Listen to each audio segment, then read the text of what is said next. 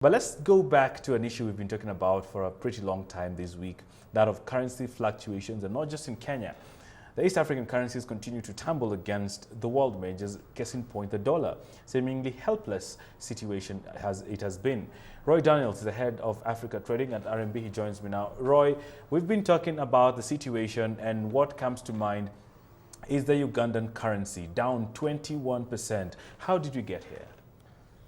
Hi, Bonnie. Yeah, look, it's tough times, I think, through the region. But we mustn't get, as you correctly said, we mustn't get too focused just on particular countries. I mean, it is dollar-led strength. There is the whole Brexit that's hanging over their heads. There is the reaction to the stock markets in China this morning. So all these things combined are putting pressure on currencies all over the world. When we look at the African currencies, we're not going to be spared. Uganda is suffering probably a little bit heavier than most. I mean, it's struggling for donor flows.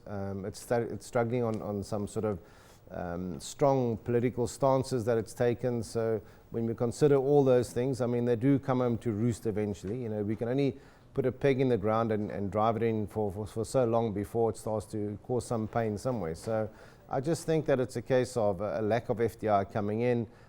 One of the key factors for us when we want to trade the market is that we do look at some of the taxes involved, and we don't like those taxes. They impact on the yield of the bonds, so we tend to steer away from those. The less sort of tax and admin complications, the better.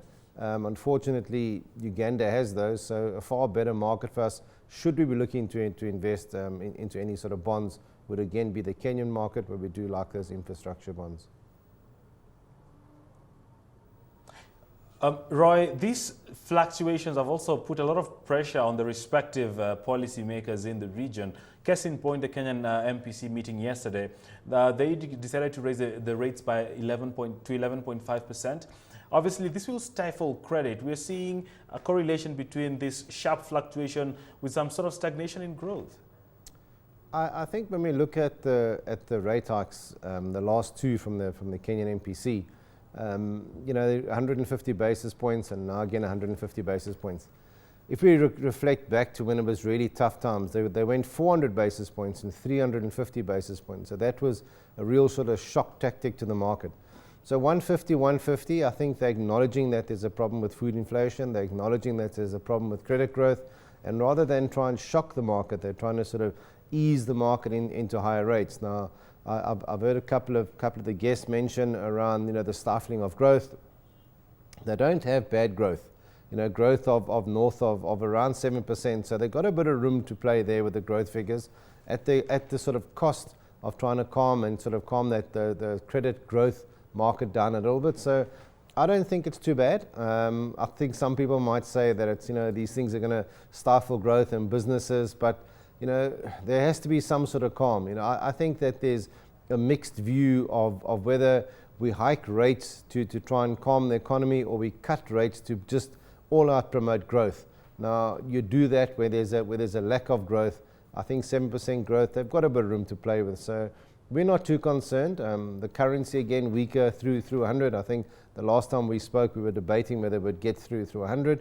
And the sort of consensus was that it would get back up there. It hasn't run away. It's been a steady bit of weakness. But again, a weaker currency, balance your current account, promote your exports, boost the agri sector, maybe get some tourists coming back because it's affordable. So there is some good out of it all.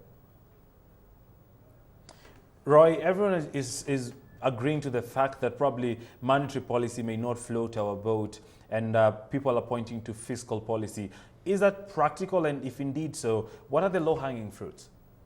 As I said, I think that, who'd want to be part of a monetary policy committee or be in a central bank right now? Because every decision is going to be a tough one to make. So I think doing what they're doing, as I said, I think the low-hanging fruit is export-driven.